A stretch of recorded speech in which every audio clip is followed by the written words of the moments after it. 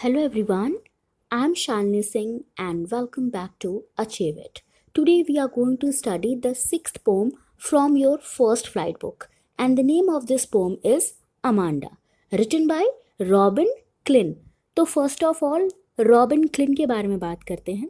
Robin Klein एक Australian author हैं जो कि बच्चों से रिलेटेड पोएम्स और फिक्शन लिखती हैं. ठीक है, अगर हम बात करें इस पोम की तो देखो, हर बच्चे को लगता है कि उसकी फ्रीडम को करटेल कर दिया गया है. उसके पेरेंट्स उसको लगातार कंट्रोल करते हैं, इंस्ट्रक्शन देते हैं और वो बच्चा चाहता है कि उसको भी कुछ फ्रीडम मिले. तो अमांडा भी कुछ ऐसी ही है. उसको लगातार कंट्रोल किया जा रहा है उसकी मदर के द्वारा.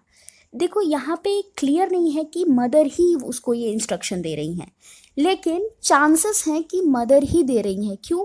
क्योंकि मदर ही होती हैं जो लड़कियों को ज़्यादा इंस्ट्रक्शन देती हैं. लड़कियों को क्या, लड़कों को भी ज़्यादा जो साफ़ सफाई सिखाने वाली, अच्छे से बैठने उठने, ये सब कौन सिखाता है? मदर ही सिखाती हैं. तो इसीलिए इस पोएम में हमने मान लिया है कि यहाँ पे अमांडा की मदर हैं जो अमांडा को लगातार इंस्ट्रक्शन दे रही हैं, उनको डांट रही हैं कि अमांडा ये मत करो, वो मत करो, सीधे बैठो, चॉकलेट्स मत खाओ. ठीक है, और अमांडा क्या कर रही है? जब उसको डांट पड़ रही है तो अमांडा अपनी ही इमेजिनेशन में खोई हुई है.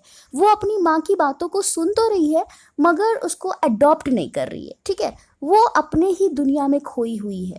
ठीक, तो यहाँ पे हम पढ़ेंगे कि कैसे अमांडा की माँ उनको इंस्ट्रक्शन दे रही हैं. और जब ये ब्रैकेट वाले हैं जो हम 3-3 लाइन ब्रैकेट में देख रहे हैं, ये क्या है? ये इमेजिनेशन है अमांडा की.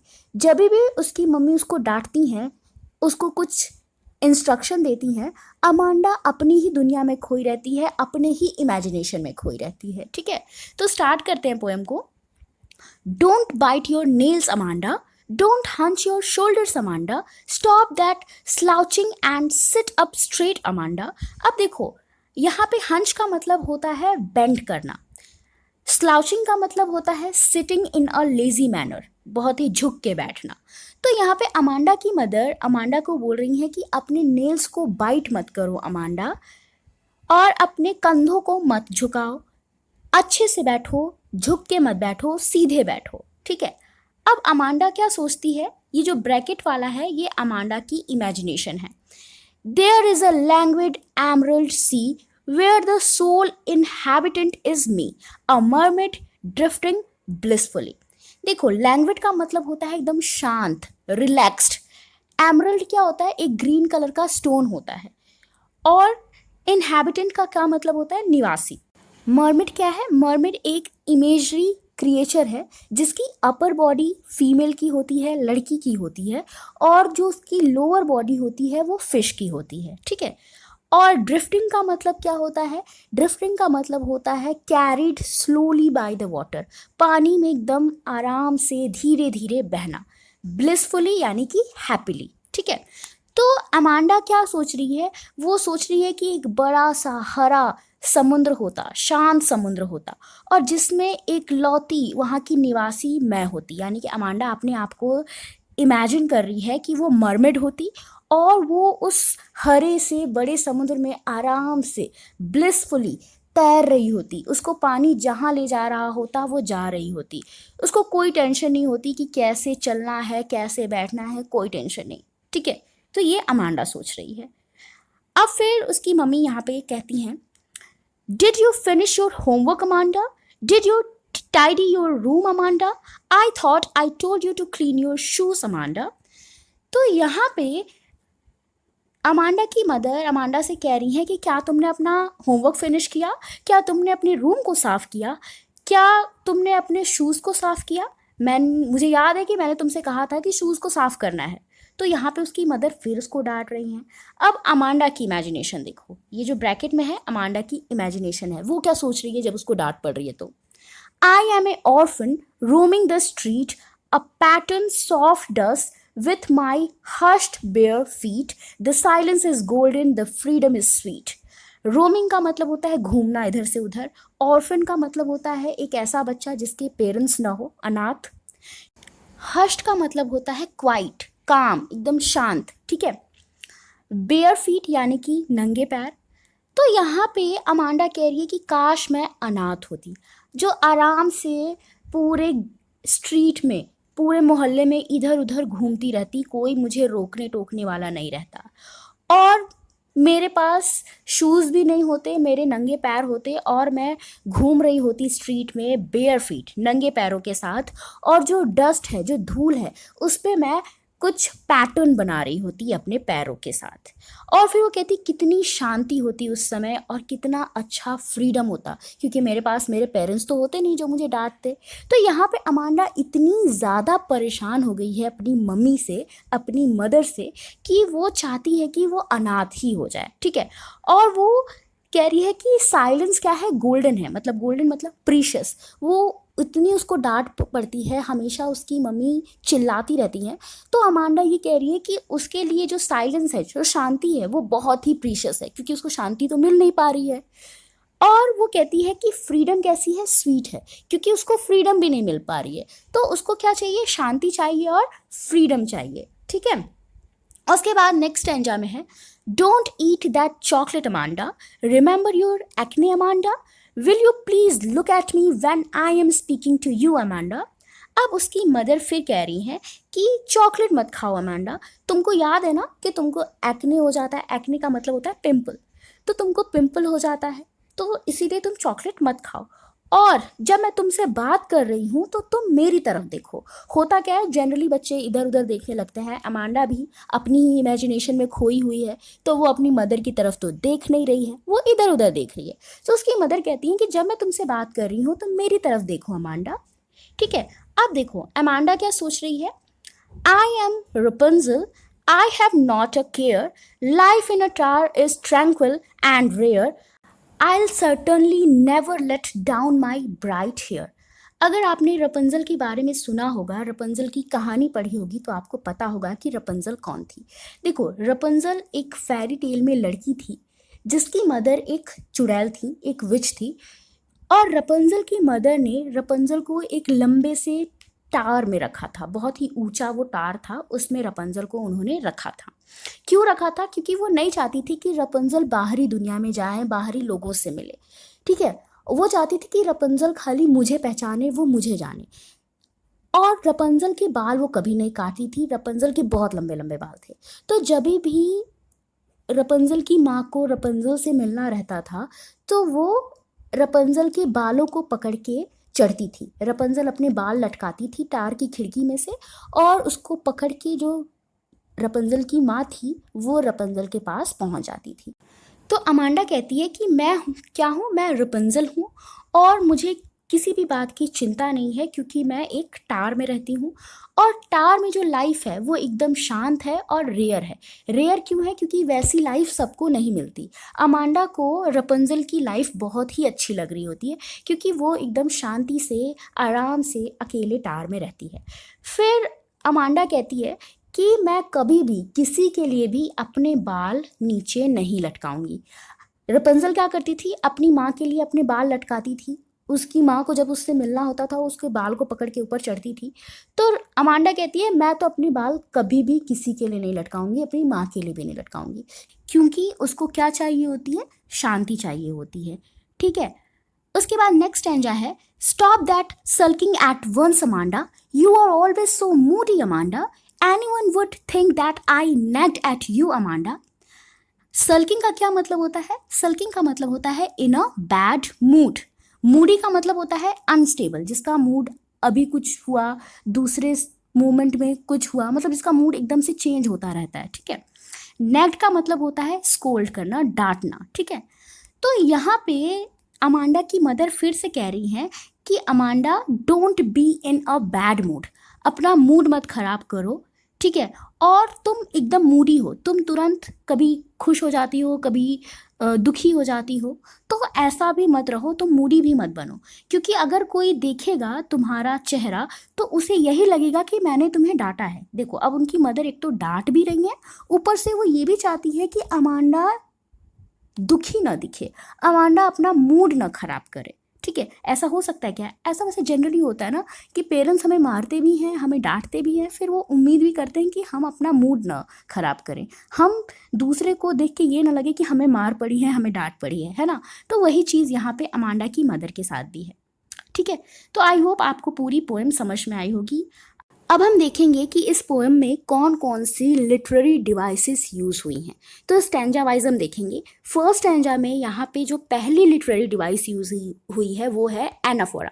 एनाफोरा क्या होता है? एनाफोरा में दो आसपास की लाइंस सेम वर्ड से स्टार्ट होती हैं। जैसे यहाँ पे लाइन 1 और 2 डोंट से स्टार्ट हुई हैं, सेम वर्ड से स्टार्ट हुई है, इसीलिए यहाँ पे एनाफोरा यूज हुआ है। उसके बाद जो हमारी सेकेंड लिटरेरी डिवाइस है वो है एलिट्रेशन। एलिट्रेशन क्या होता है कि जब दो आसपास के वर्ड, दो मतलब एकदम आसपास के नहीं, लेकिन कह सकते हो एक ही लाइन में यूज हुए हों, दो या दो से ज़्यादा वर्ड, अगर उनकी स्टार्टिंग सेम कॉन्सोनेंट साउंड से हो रही है, सेम कॉन्सोनेंट साउंड से हो रही है, तो हम उसको एलिट्रेशन बोलते हैं। उसको क्या बोलते हैं? एलिट्रेशन। तो यहाँ पे लाइन थर्ड में देखो, थर्ड लाइन में क्या है कि एस साउंड बहुत ही बार यूज हुआ है। देखो यहाँ पे स्टॉप, स्लाउचिंग, सिट, स्ट्रेट, तो एस साउंड यूज हुआ है और हर वर्ड की स्टार्टिंग एस साउंड से हुई है। ठीक है, तो अलिट्रेशन में क्या होता है कि वर्ड की स्टार्टिंग सेम कॉन्सोनेंट साउंड से होती है, उसको हम एलिट्रेशन बोलते हैं। ठीक है, आई होप आपको समझ में आया होगा। उसके बाद बात करेंगे एसोनेंस की। देखो एसोनेंस क्या होता है? एसोनेंस में जो हमारे वर्ड्स होते हैं, जो आसपास के वर्ड्स होते हैं, उनमें सेम वॉवल साउंड होता है। लेकिन ये जो वॉवल साउंड होता है ये ज़रूरी नहीं कि वो स्टार्टिंग में ही हो, वो किसी वर्ड के स्टार्टिंग में हो सकता है, किसी के बीच में हो सकता है, किसी के एंड में हो सकता है। ठीक है, जैसे यहाँ पे देखो लाइन 2 में डोंट, योर, शोल्डर, इसमें क्या है? ओ साउंड, ओ साउंड रिपीट हुआ है। ठीक है, डोंट में देखो ओ बीच में आया है, योर में भी ओ बीच में आया है, शोल्डर में भी ओ बीच में आया है। ठीक है, तो एलिट्रेशन में क्या होता है? कॉन्सोनेंट साउंड होता है लेकिन स्टार्टिंग में होता है। एसोनेंस में क्या होता है? वोवेल साउंड होता है, लेकिन ज़रूरी नहीं कि वो सिर्फ स्टार्टिंग में भी में हो, वो बीच में भी हो सकता है, स्टार्टिंग में भी हो सकता है, एंड में भी हो सकता है। उसी तरह एक होता है कॉन्सोनेंस। देखो कॉन्सोनेंस में क्या होता है कि कॉन्सोनेंट साउंड होता है, लेकिन कॉन्सोनेंट साउंड होता कहाँ पे है? वो बीच में भी हो सकता है, स्टार्टिंग में भी हो सकता है, एंड में भी हो सकता है। ठीक है, तो अलिट्रेशन, असोनेंस और कॉन्सोनेंस में बिल्कुल कंफ्यूज मत होना। अलिट्रेशन में कॉन्सोनेंट साउंड की बात होती है, लेकिन कॉन्सोनेंट साउंड आसपास के वर्ड के स्टार्टिंग में होना चाहिए, सेम कॉन्सोनेंट साउंड। जैसे यहाँ पे स साउंड हर वर्ड की स्टार्टिंग में है, तो यहाँ पे एलिट्रेशन है। असोनेंस में क्या होता है? वॉवेल साउंड होता है और वो ज़रूरी नहीं कि वर्ड की स्टार्टिंग में ही हो, वो बीच में भी हो सकता है, एंड में भी हो सकता है, स्टार्टिंग में भी हो सकता है। उसी तरह कॉन्सोनेंस में क्या होता है? कॉन्सोनेंस में भी कॉन्सोनेंट साउंड होता है और वो बीच में भी हो सकता है, स्टार्टिंग में भी हो सकता है, एंड में भी हो सकता है। तो तीनों में कंफ्यूज मत होना। ठीक है, उसके बाद यहाँ पे जो नेक्स्ट हमारी लिटरेरी डिवाइस यूज हुई है वो है मेटाफर। देखो यहाँ पे बात की गई है एमरल्ड सी की। सी को कंपेयर किया गया है एमरल्ड से। एमरल्ड एक हरे कलर का पत्थर होता है। ठीक है, तो सी को हरे कलर के पत्थर से कंपेयर किया गया है, सी को हरा बोला गया है, तो यहाँ पे मेटाफर यूज हुआ है। ठीक है, उसके बाद यहाँ पे रिपीटिशन भी यूज हुआ है। रिपीटिशन क्या होता है कि जब एक वर्ड कई बार यूज होता है तो उसको हम रिपीटिशन बोलते हैं। जैसे अमांडा, अमांडा जो वर्ड है वो कई बार यूज हुआ है, पूरी पोएम में यूज हुआ है, तो पूरी पोएम के लगभग हर स्टैंजा में आपको रेपिटेशन देखने को मिलेगा। उसके बाद यहाँ पे एक और लिटरेरी डिवाइस यूज हुई है जो है एल्यूजन। एल्यूजन क्या होता है? एल्यूजन में हम किसी बहुत ही वेल नोन चीज़ की बात करते हैं। तो यहाँ पे देखो मरमेड की बात हुई है, और आपको पता है कि मरमेड एक वेल नोन इमेजरी क्रिएचर है। आपने कार्टून्स में भी देखा होगा कि मरमेड होती हैं, जल परियां होती हैं। ठीक है, तो यहाँ पे एल्यूजन भी यूज हुआ है। ठीक है, और अब राइमिंग स्कीम की बात करते हैं। तो इस स्टैंजा की राइमिंग स्कीम है ए बी ए सी सी। ठीक है, आपको पता है राइमिंग स्कीम पहले भी मैंने बताया है कि कैसे आप राइमिंग स्कीम पता करते हो किसी पोएम की, तो आप उन वीडियोस को जब आप देखोगे तो आपको समझ में आएगा। ठीक है, आगे बढ़ते हैं, नेक्स्ट स्टैंजा पे चलते हैं।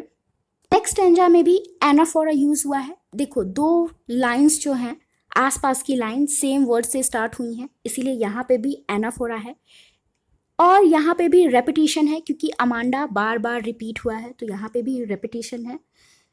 यहाँ पे जो नेक्स्ट लिटरेरी डिवाइस यूज हुई है वो है मेटाफर। ये देखो, यहाँ पे साइलेंस इज गोल्डन, साइलेंस को कैसा कहा गया है? गोल्डन कहा गया है। और फ्रीडम इज स्वीट, तो यहाँ पे साइलेंस के को गोल्डन बोला गया है, फ्रीडम को स्वीट बोला गया है, इसीलिए यहाँ पे मेटाफर यूज हुआ है इन दोनों में ही। ठीक है, उसके बाद यहाँ पे एसोनेंस भी यूज हुआ है। ओ साउंड आप देखोगे कि बहुत ही ज़्यादा बार यूज हुआ है, जैसे देखो थॉट में, टोल्ड में, यू, टू, योर, शूज। तो जो वॉवल साउंड है ओ, वो बार बार रिपीट हो रहा है एक ही लाइन में, आसपास के वर्ड में वॉवल साउंड रिपीट हो रहा है। कौन सा वॉवल साउंड? ओ साउंड। ठीक है, तो यहाँ पे एसोनेंस भी है। और इस स्टैंजा की राइम स्कीम क्या है? ए ए डी ए ई ई ई। ठीक है, अब आते हैं हमारे थर्ड स्टैंजा पे।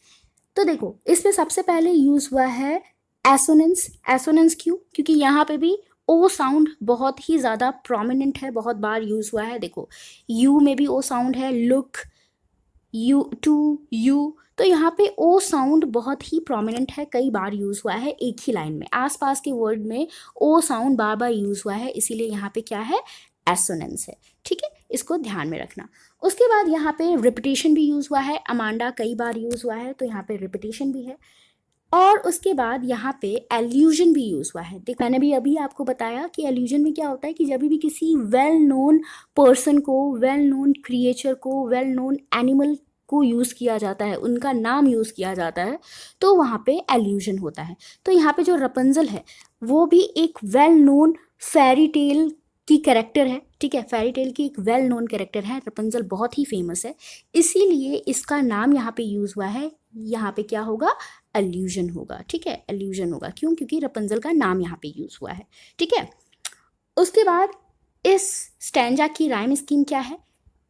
A F A F A और फिर जी जी जी। ठीक है, जी जी जी, तो ये इस स्टैंजा की राइम स्कीम है। उसके बाद बात करते हैं हमारे लास्ट स्टैंजा की। तो लास्ट स्टैंजा में भी रिपीटेशन यूज़ हुआ है, आप देख सकते हो अमांडा का नाम लिया गया है, कई बार अमांडा वर्ड यूज़ हुआ है, तो यहाँ पे रेपिटेशन है। उसके बाद यहाँ पे एलिट्रेशन यूज़ हुआ है। देखो, स साउंड यूज़ हुआ है, बार बार 2 बार यूज़ हुआ है और स्टार्टिंग में है, तो यहाँ पे एलिट्रेशन है। उसके बाद राइम स्कीम क्या है इस स्टैंजा की? ए। ठीक है, तो आई होप आपको पूरी पोएम समझ में आई होगी, इसकी लिटरेरी डिवाइस समझ में आई होगी। फिर भी अगर आपको कोई भी डाउट हो, आप कमेंट सेक्शन के थ्रू मुझसे पूछ सकते हैं। अगर वीडियो अच्छा लगा हो तो लाइक कर देना, शेयर कर देना और चैनल को सब्सक्राइब कर देना। Thank you for watching.